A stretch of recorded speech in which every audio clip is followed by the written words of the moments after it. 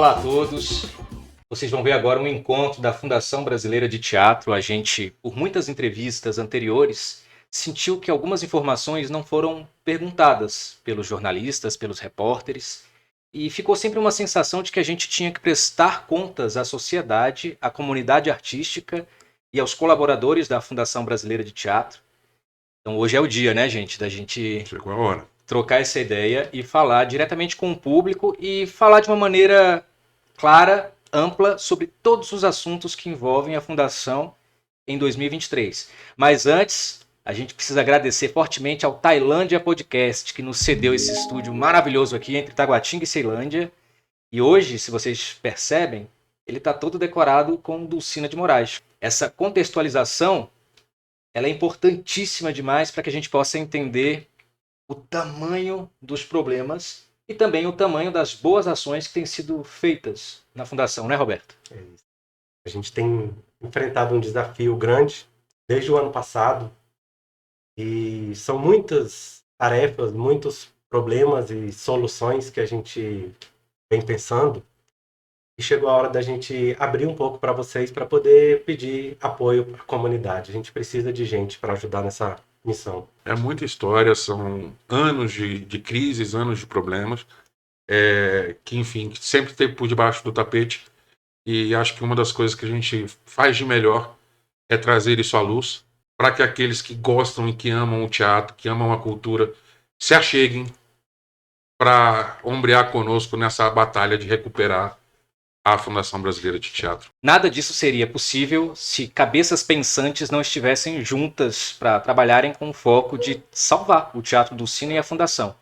Agora sim, que a gente já falou um pouquinho de como vai ser, a gente vai apresentar a nossa equipe. Ela não está completa aqui porque tem gente de vários lugares do país.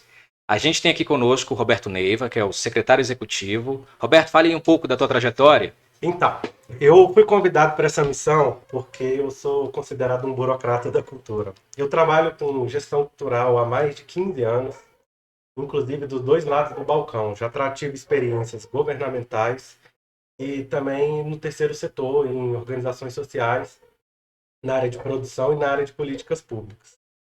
E desde o ano passado eu aceitei o desafio de tentar reestruturar a Fundação Brasileira de Teatro de uma forma diferente, assim, indo além dos problemas superficiais. E eu acho que foi por isso que analisaram e gostaram do meu perfil. Miguel Alves, nosso diretor administrativo / financeiro. É isso aí. Bom, eu sou jornalista, trabalho com cultura há muitos anos, sou um apaixonado por cultura, por televisão, enfim, já tive experiências aqui no Brasil, fora do Brasil. Sempre gostei da comunicação comunitária. Enfim, comunicação é tudo, um instrumento de inclusão social muito forte, né? E me desafiaram a fazer esse papel de olhar a fundo o que estava acontecendo na estrutura administrativa e financeira. E cá estamos. Eu sou Josué Júnior. Eu estou diretor do Espaço Cultural da FBT. Essa sigla é uma sigla nova, até porque a gente está tentando entender quais são esses desdobramentos de tudo que a FBT abraça. Eu digo que estou porque estamos num espaço que, por enquanto, não tem água e não tem luz. Então, eu estou diretor de um espaço que ainda está sendo consolidado para voltar à abertura junto ao público. Sou ator, professor e produtor cultural, com uma experiência em teatro, cinema e televisão, principalmente com jornalismo comunitário, e principalmente nas ações feitas em periferia, né? Eu sou de Samambaia. E como ex-aluno do Dulcina, voltar agora é um desafio grande e a gente vai falar um pouquinho desse desafio no decorrer da nossa conversa. Temos ainda Fernando Reynoso, que é o diretor acadêmico da Faculdade de Artes Dulcina de Moraes. Ele está agora em Tucumã, lá na Argentina. Daqui a pouco você vai ver aí uns recados que ele vai dar para a gente. E claro, o nosso presidente Gilberto Rios, que está em Foz do Iguaçu. Fazer live, conferência com o Gilberto é sempre um desafio, né? É verdade. Mas a história do Gilberto é muito interessante, porque ele trabalhou diretamente com a Dulcina enquanto ela estava viva. Ele foi secretário executivo da Fundação na década de 70. Olha aí. Ele foi assessor pessoal dela e ele é um diretor de teatro, né? Talvez seja o nome mais perfeito dos que se intitulam herdeiros de Dulcina para conduzir esse trabalho. Gilberto vai falar algumas coisas para nós durante essa conversa, mas, já que estamos apresentados, É importante a gente entender esse recorte cronológico a partir da entrada da gestão do Gilberto. E quem pode fazer esse recorte para a gente é o Roberto, que vai explicar como é que foi essa entrada, que crise foi essa. As pessoas não entendem, por exemplo, quando teve a transição da faculdade que é privada para a intervenção do Ministério Público. Em que lugar nós estamos nessa história? O público, de um modo geral, acha que a fundação fechou, que a faculdade está fechada, quando, na verdade, a gente está funcionando. Acontece que a Fundação Brasileira de Teatro, desde a sua concepção, nos anos 50, ela sempre trabalhou para se estabelecer de uma forma muito difícil. Sempre passando por dificuldades, sempre superando muitos obstáculos e muitos desafios que, inclusive, se confundem com a própria construção da política cultural no Brasil. Não é diferente disso. E com a morte da Dulcina, a Fundação Brasileira de Teatro ela passou por altos e baixos, desde os anos 90 até agora, e a gente sempre esteve aberto, mas teve alguns momentos que precisou intervenção do Ministério Público para corrigir rumos e dar uma nova cara para o trabalho, para manter o funcionamento. Eu lembro, isso foi bem polêmico, porque antes da intervenção houve um processo de tentativa de distritalização. Nem quem era da área entendia muito bem como que seria essa transição mediante a crise histórica. E quando teve a tentativa de distritalização, foi em 2013, quando ficou sem luz o prédio do Teatro Dulcina. Que coisa, né? O processo histórico da falta de luz. É. E é isso.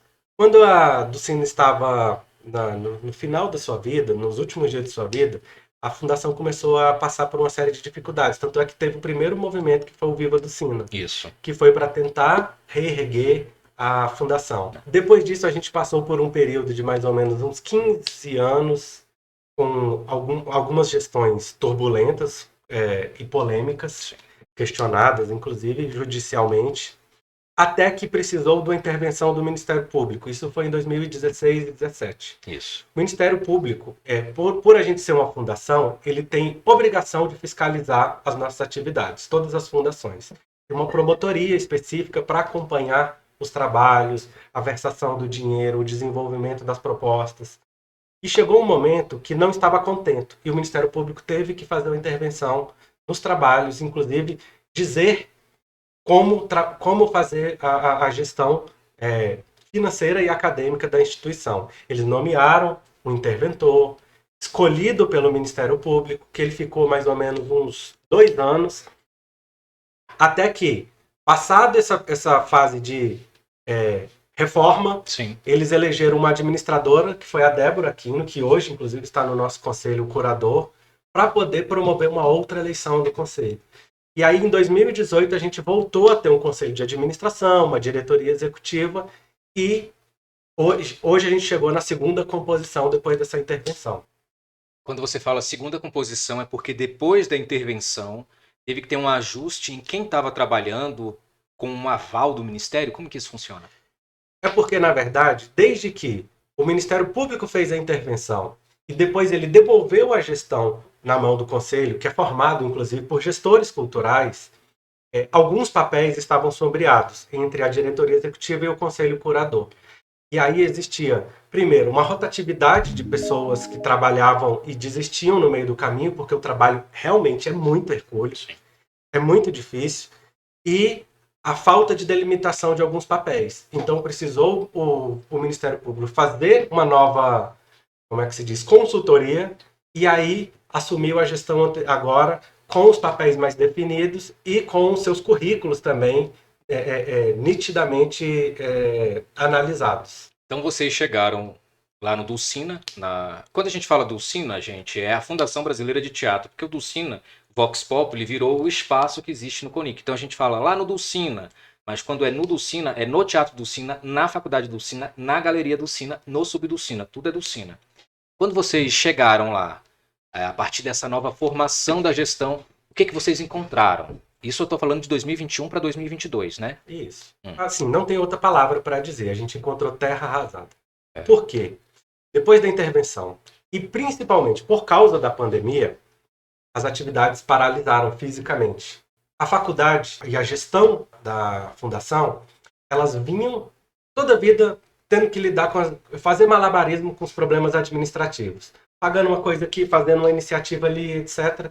E quando veio na pandemia, isso tudo fechou. Então, assim, fluxo de gente, a forma de trabalhar, as aulas e os alunos diminuíram drasticamente, porque as pessoas não querem fazer curso de artes virtual. Então isso impactou na arrecadação da fundação. E boa parte desses problemas que vinham sendo administrados a duras penas explodiu. Então a gente encontrou uma situação de completa imobilização, prédio parado, sem água e sem luz, a faculdade com um número deficitário de alunos, o índice de inadimplência muito alto e principalmente os problemas judiciais, os problemas administrativos explodidos e credores batendo na porta.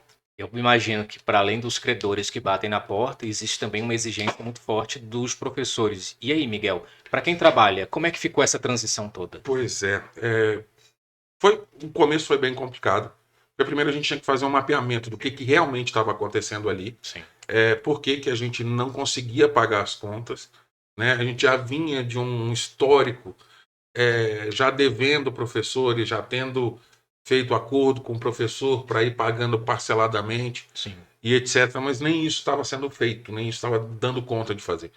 Né? E aí a gente foi analisar, assim, historicamente, inadimplência acima de 80%. Dos alunos. Dos alunos, uma inadimplência acima de 80%, e um sistema de cobrança onde a pessoa passava um ano sem pagar e depois ia lá e pagava o valor com desconto. Entendi. Ou seja, não dava nem para sustentar aquilo que foi feito. Né? E a gente teve vários problemas dessa ordem. Eu imagino que os professores ficaram muito inseguros nessa transição, Muito. porque com o salário atrasado, mais a pandemia, isso gera um desconforto. E eu até acredito que para vocês chegarem e terem credibilidade junto ao corpo docente, deve ter tido Foi deve ter muito. demorado. E esse ano, esse primeiro semestre de 23, marca esse resgate da credibilidade junto aos professores, marca uma virada na forma que a gente trabalha essa gestão administrativa. Bom. E as coisas estão andando, e os professores, vendo que as coisas andam, se sentem mais seguros. A Fundação Brasileira de Teatro é mantenedora da Faculdade de Artes. É tudo uma coisa só? Na prática é. Ah. É porque a Fundação Brasileira de Teatro tem um CNPJ, ela é uma fundação. E a faculdade, o credenciamento da faculdade está em nome da Fundação Brasileira de Teatro. A faculdade é um braço. Só que por conta das exigências do MEC, ela tem uma vida própria lá dentro. Então ela tem um conselho superior, ela tem uma forma de organização, ela tem um regimento interno próprio da faculdade para ser caracterizada como instituição de ensino. Só que funciona dentro da estrutura do CNPJ e organizacional da Fundação Brasileira de Teatro. Tá aí uma coisa que eu, como aluno, sempre me confundi, porque a gente imaginava que era tudo uma coisa só. E era difícil para o estudante entender que fazer a faculdade de artes não te dava o direito de pautar as peças ou pautar as pautas do Teatro do Sina. E os estudantes questionavam, como assim eu sou estudante, não posso fazer minhas peças no Teatro do Sina? Porque tem essa divisão mesmo, né? Um tem um fator educacional e um outro voltado para a gerência de arte e cultura de Brasília, né? Mas é uma confusão muito comum que as né? pessoas fazem, né? Confundir faculdade com a instituição. Assim. Até para os professores, no começo era muito difícil entender que são dois braços diferentes. Né? Na verdade, a fundação é o corpo e o espaço cultural é um braço, Sim. a faculdade é outro braço. Né? E a gente vai ouvir agora um pouquinho o Fernando Reinoso, que vai falar do desafio que foi continuar a ter aula no período de pandemia. Ele, melhor do que ninguém, sabe o que os professores e os alunos passaram. Principais desafios quando começamos a pandemia foram muito claros.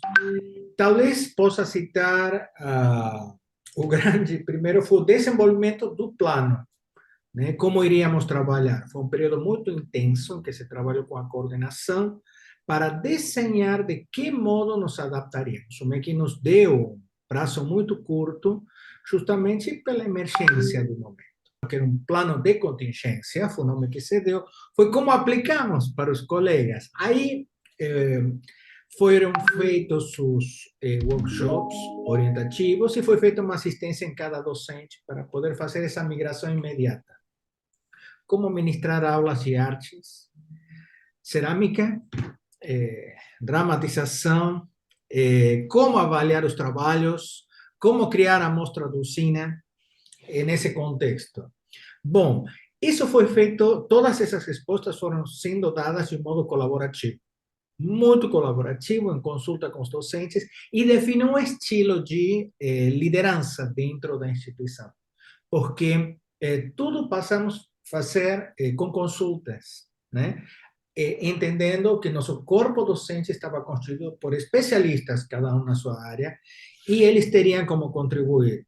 Tivemos a importante colaboração do professor Rony, que ele é doutor em arte e novas tecnologias, e ele funcionou como o nosso anjo da guarda em cada uma das disciplinas. Enquanto os alunos, a psicopedagoga Regia, ela foi quem fez essa aproximação com os alunos. Ela decidiu fazer um estilo de trabalho com escutativo. Porque não tão somente era uma questão técnica, era a angústia que gerava passar tanto tempo em casa, essa sensação de estar solto, sem nenhum tipo de controle, a dificuldade da autodisciplina, o fato de abrir o lar, porque ficamos vendo e sabendo de coisas que normalmente são privadas. Sim. Então, isso gerou um mal-estar geral em todos. O papel da psicopedagogia foi fundamental. Imediatamente depois, ao início das atividades nas quais usamos meios remotos de aula, né? Nós tivemos uma queda importante de alunos. Não posso te precisar neste momento em porcentagem, mas sim, foram vários alunos, inclusive docentes, que nos disseram: não consigo me adequar às aulas neste formato. Não consigo. Por familiaridade com tecnologias ou por carecer dos recursos tecnológicos. Ainda com o prédio sem energia, a galeria foi usada em um horário assim, um tanto mais amplo, e as formaturas eram feitas de 3 em 3. Eram 3 alunos por vez, e aos pouquinhos foram feitas todas as colações de grau. É o momento no qual o aluno jura. Uma vez que ele jura, ele pode ser já licenciado, já nomeado como tal. Não tivemos a celebração, a festa da formatura com beca e com discursos, isso nós tivemos. Até o momento, não, porque realmente não havia condições de fazer isso. Mas as colações de graus têm acontecido com total normalidade e regularidade nesse formato que estou explicando. E existiam, claro, outros problemas. E uma decisão é como começar a encará-los de frente, Roberto. Talvez seja essa a pergunta mais importante. Porque quando chegamos na fundação, ela tinha muitos problemas. E a gente não sabia por onde começar, porque eles eram todos muito pesados e todos emergenciais. Então, a primeira análise que a gente fez foi: vamos entender a fundo a raiz desses problemas, tanto de funcionamento quanto os problemas financeiros. E aí a gente abriu uma caixa de Pandora. E até então, as pessoas, o público de modo geral, resume a salário atrasado de professor e falta de luz. E o problema ele vai muito mais profundo do que isso. A gente tem um histórico de problemas de gestão. Eu costumo dizer, inclusive, assim, que a gente teve em alguns momentos pessoas que, muito bem intencionadas, não conseguiam saber o que fazer para tirar a fundação dessa situação. E as que sabiam, fizeram o contrário. Sim. Então a gente tem alguns momentos muito preocupantes, mas o principal deles, CNPJ comprometido e falta de organização institucional. E aí a gente foi tentar entender, no meio de tanta coisa, o que a gente tinha de positivo para poder mostrar para a sociedade, porque não dava para chegar e falar: olha, a fundação está aberta, só que a gente está sem luz e a gente tem problema de pagamento. Sim. E a gente resolveu, do mesmo jeito que a gente ia fazer uma análise profunda da situação, a gente também decidiu que ia mexer no nosso acervo. Por quê? Historicamente, todo mundo sabe que a gente tem um acervo. Sim. E o acervo ele é muito maior do que a gente imaginava. Então a gente decidiu, se a pauta positiva é o acervo, nós vamos trabalhar e oferecer isso para a sociedade. Inicialmente a gente pensou em abrir um museu imediatamente. E a gente descobriu que o buraco também era mais embaixo. É porque o Miguel é jornalista e entende muito bem quando a gente vai falar do que é pauta positiva. O que seria uma pauta positiva em meio a um gerenciamento de crise, Miguel? Isso era uma coisa interessante da gente chamar, uma pauta super positiva. Porque apesar do caos, apesar de tudo que a Fundação passa, ela ainda guarda uma história riquíssima.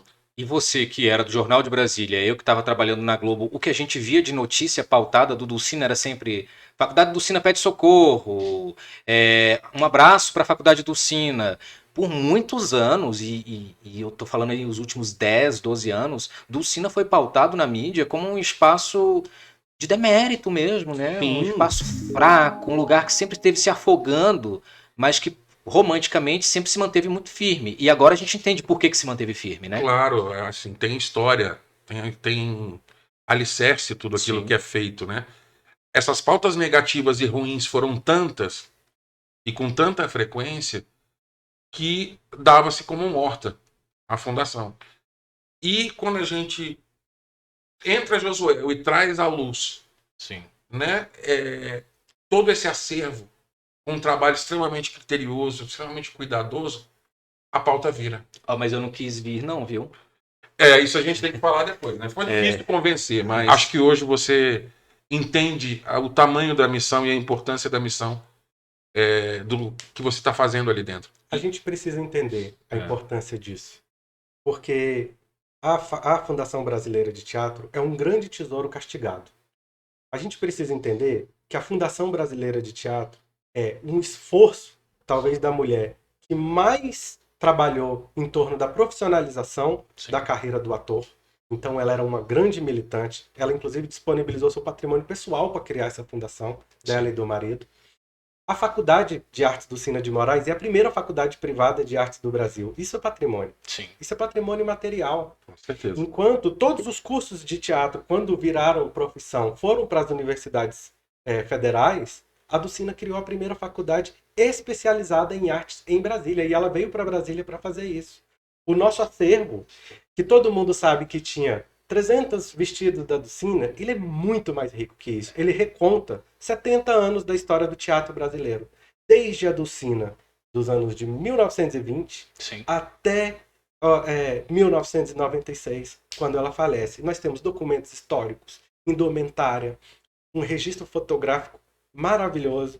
E tudo isso é tombado. Só que tombado de forma coletiva. Talvez seja essa história que segurou a Fundação aberta até hoje. O acervo de Dulcina, se você parar para pensar nele em 1990, ele era antigo, mas ele não era tão antigo a ponto de ser valorizado em 1990. Ele era um material de acervo do teatro guardado. Ainda não tinha o peso imaterial que se tem hoje. Muitas pessoas trabalharam na construção e na revitalização desse acervo. Só que as pessoas que começaram a trabalhar, elas terminavam pela metade.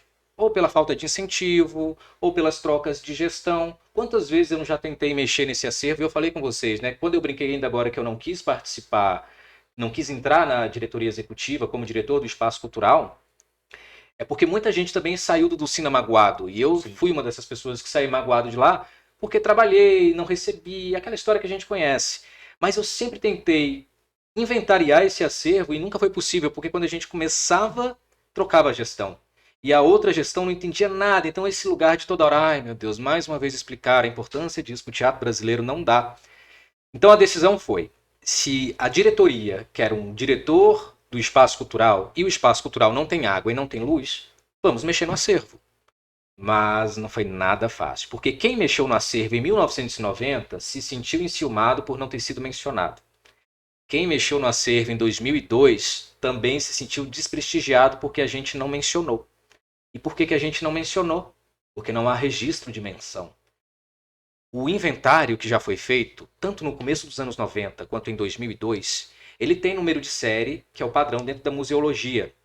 Mas ele não foi feito por coleções. O que é coleção, gente? Fotografias. Fotografias em sentido cronológico. Figurinos. Figurinos associados às fotografias que remetem a um momento da história do teatro do Brasil. Adereços. Então a gente tinha adereços da Dulcina de Moraes, e adereços da Ruth e da Edith, que eram irmãs dela. Só que lá tudo pertencia à Dulcina. Então agora que a gente está montando coleções para entender qual é o tamanho desse acervo. Aí você tem os documentos históricos, as ações na ditadura, os documentos e ofícios enviados aos presidentes da República, as respostas dos presidentes para Dulcina e Dulcina falando sobre tudo isso nos diários. Então, quando a gente revelou isso para a imprensa, quando a gente fala desse ciúme, é uma brincadeira, tá? A gente entende que não é ciúme, todo mundo merece o seu crédito. O problema é que não havia como acreditar o que não estava acreditado.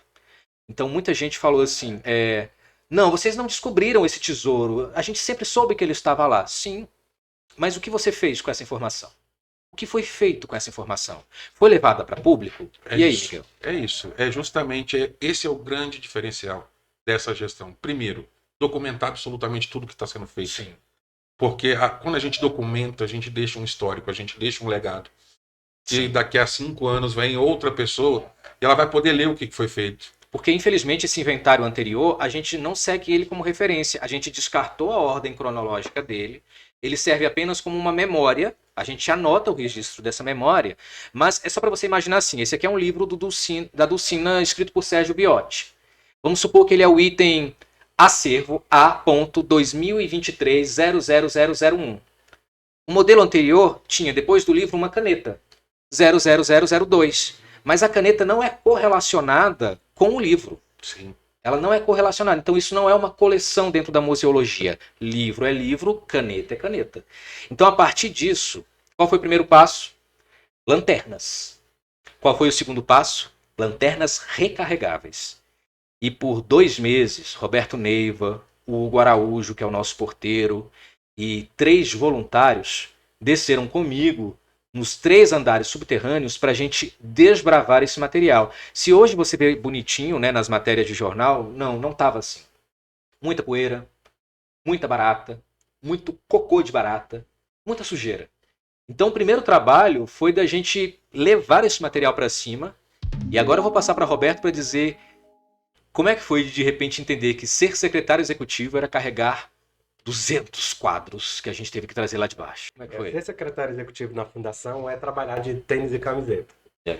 Primeiro porque a gente não tem escritório, a gente não tem internet. Então reunião se faz de casa e o trabalho físico é todo num grande museu. Porque você está falando das dificuldades do acervo, o mesmo trabalho que a gente fez com o acervo, a gente também fez com os documentos administrativos. A fundação ela parou nos anos 80. O RH é uma grande sala cheia de papel e pouco sistema, inclusive o grande problema da faculdade que eles encontraram foi a dificuldade de fazer a gestão acadêmica e financeira porque não tinha um sistema adequado. E aí os nossos ofícios, os nossos processos, tudo em papel. Então, assim, é isso. É arregaçar a manga e ter que desbravar. Administrativamente falando e culturalmente falando. Culturalmente falando e educacionalmente falando, porque nós tivemos voluntários, que são estudantes de história, de museologia, de artes cênicas, que atenderam os nossos chamados nas redes sociais e foram eles que nos deram também um gás da juventude de buscar esse material todo que estava lá embaixo. Né? A gente ainda está precisando dos arquivistas. A gente ainda está precisando dos arquivistas. Então, se você é arquivista e quer colaborar conosco, nos procure. É importante a gente falar desse auxílio dos voluntários, porque a gente tem uma fundação que tem um conselho curador. O Conselho Fiscal e a nossa diretoria executiva. Nós temos aí 70% dos estudantes de arte, de educação artística de Brasília, que hoje são professores da rede pública de ensino, formados no Dulcino. Quando a gente reduz esse trabalho inteiro de resgate do acervo a 5 pessoas, é pouco.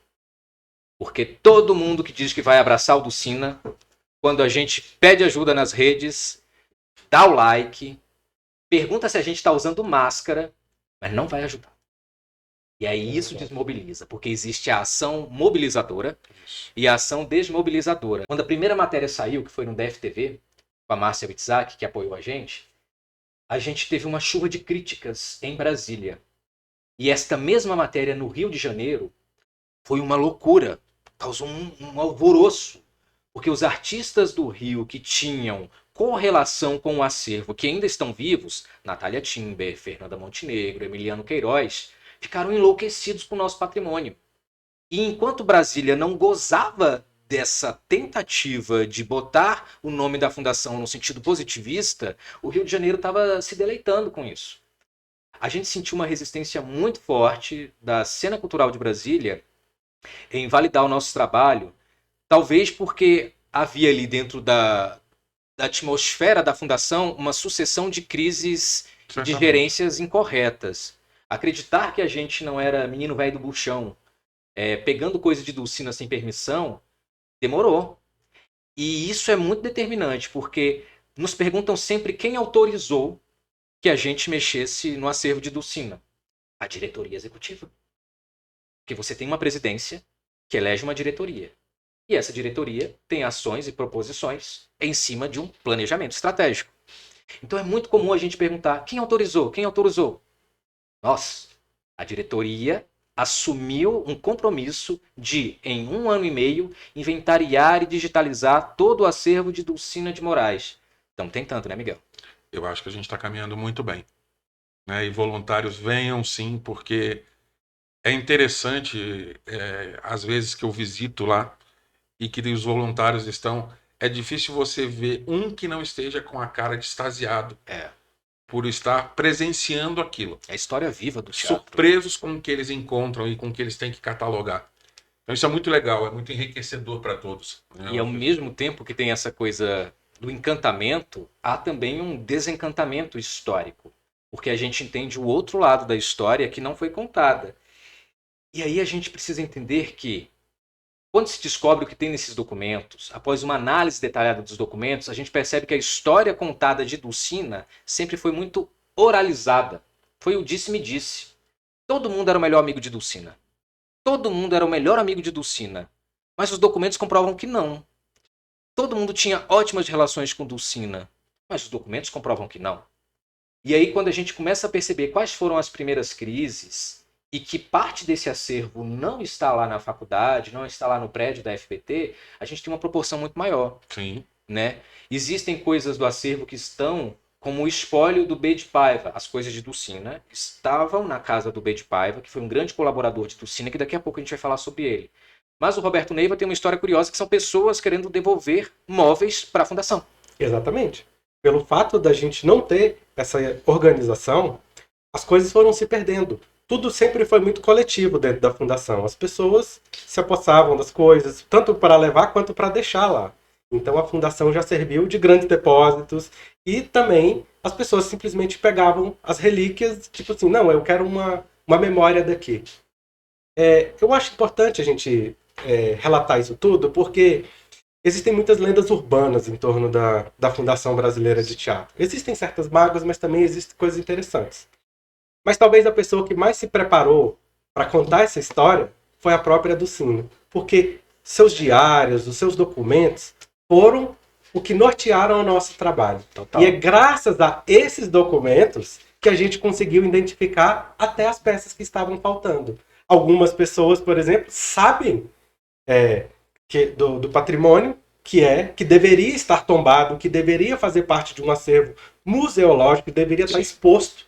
E elas agora estão procurando a gente, porque viram minimamente o nosso intuito em organizar e organizar de forma definitiva todo esse patrimônio imaterial e material, de uma forma completa, e falando assim, a gente precisa completar esse capítulo da história aqui. E aí elas procuraram a gente.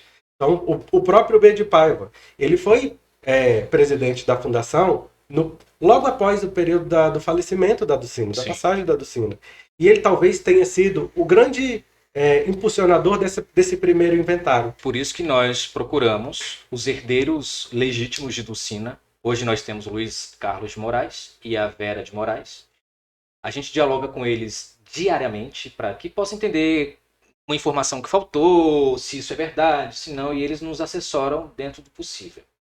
Mas a gente também tem coisas que é importante o público saber. Vocês sabiam que em Brasília, num apartamento da Asa Sul ou Asa Norte, existem as joias de Dulcina? Com o passar do tempo e com a desconfiança das gestões que estavam trabalhando, colaboradores de Dulcina levaram para suas casas coisas que eles tinham medo de serem usurpadas pelas novas gestões. Mas não devolveram. Então a gente fica num impasse de levantar uma credibilidade ao trabalho que nós temos feito enquanto gestão, enquanto diretoria executiva, para que as pessoas permitam que esse material seja repatriado. Então, André Amaro tem nos auxiliado muito sobre isso, Preto Rezende, Rosina Chaves, pessoas muito queridas que tiveram relação direta com Dulcina, e eles nos apontam quem pode ter algum material de Dulcina por Brasília, porque isso é, por lei, da instituição. Isso é um patrimônio imaterial de Dulcina de Moraes. As joias, a gente tentou entrar em contato com a pessoa que está com elas, ela não nos respondeu. A gente se ofereceu a levar um estúdio móvel ligado à bateria para a casa dela para inventariar essas fotos e ela não respondeu. Por que é importante falar sobre isso? Porque a gente entende o tamanho desse patrimônio, porque isso faz parte de uma tarefa. Esse é um acervo e é uma tarefa nossa. A gente precisa saber onde estão as coisas de Dulcina. E a gente sabe que muitos artistas de Brasília pegaram esse material para terem uma lembrança de Dulcina. Mas este material precisa ser devolvido ao FBT, gente. Isso é importantíssimo. O mais importante é que esse material serve para nos contar essa história. E as pessoas precisam ter essa consciência de que a Dulcina criou aquilo ali como uma ferramenta de trabalho e hoje aquilo ali conta até a história da própria Dulcina. Já não é mais uma fundação exclusivamente do teatro, é uma fundação que conta a história do teatro e conta a história da Dulcina. Como temos fundações aqui, a do Atos Bucão, o Instituto do Oscar Niemeyer. Sim. Então, assim, a gente precisa consolidar essa fundação com a história da Dulcina, que é um capítulo à parte e talvez um dos mais bonitos dessa história de militância. E esse foi só o primeiro bloco da nossa conversa. A gente vai para um intervalo agora, mas não é um intervalo comercial, é um intervalo de um vídeo institucional para que você que está nos assistindo entenda como funciona a Fundação Brasileira de Teatro. Daqui a pouco a gente volta.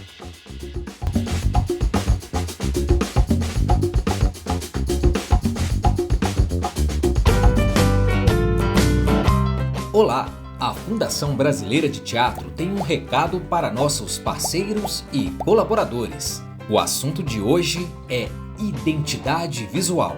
Mas antes, vamos entender melhor como funciona a FBT. A Fundação Brasileira de Teatro, criada por Dulcina de Moraes e Odilon Azevedo em 1955, é uma das mais importantes instituições teatrais do país. Ela é a mantenedora da Faculdade de Artes Dulcina de Moraes, do Teatro Dulcina e da Sala Conchita e da Galeria de Arte. A faculdade é um braço mantido e vinculado à fundação e advém da antiga escola de teatro que a FBT tinha lá no Rio de Janeiro, entre os anos 50 e 60. Já os dois teatros, o Dulcina e a Sala Conchita, bem como a Galeria de Arte, fazem parte de outro braço mantido pela Fundação, que é o Espaço Cultural.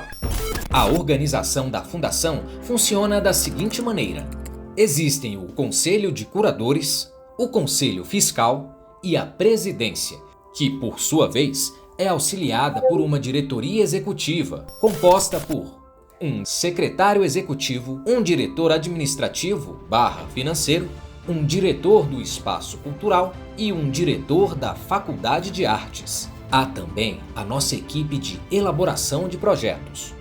O nosso Conselho de Curadores é composto por membros da sociedade civil que possuem relação com a FBT. São ex-alunos, gestores culturais, apoiadores das artes do DF. O atual conselho foi eleito em 2021 por intermédio de uma ação proposta pelo Ministério Público. E a função deste conselho é trabalhar na elaboração do planejamento estratégico e colaborar com as ações da diretoria executiva, tendo ideias supercriativas, ajudando no gerenciamento de crises, agindo como suporte direto às questões administrativas. Uma grande família. A atual diretoria executiva tomou posse em março de 2022 e ela é responsável por encontrar e implementar soluções para uma crise histórica da FBT junto ao Ministério Público. Uma delas, talvez a mais conhecida, é a da falta de luz. Mas tem outras demandas bem sérias, que aos poucos estão sendo reorganizadas. Recapitulando, na área executiva nós temos presidente, secretário executivo, diretor administrativo / financeiro, diretor do Espaço Cultural e diretor da FADM, a Faculdade de Artes. Legal, né? Esta é a Fundação Brasileira de Teatro, revisitando e reorganizando o passado para contar uma nova história.